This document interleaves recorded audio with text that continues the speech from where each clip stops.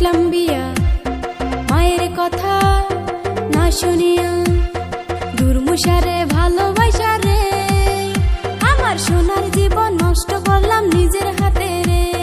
মানুষের বউয়ে দেখি কত কষ্ট করে, পুরুষের সমান সমান খেতেও কাম করে, সুখে থাকতে ভূতে কিলাই রে।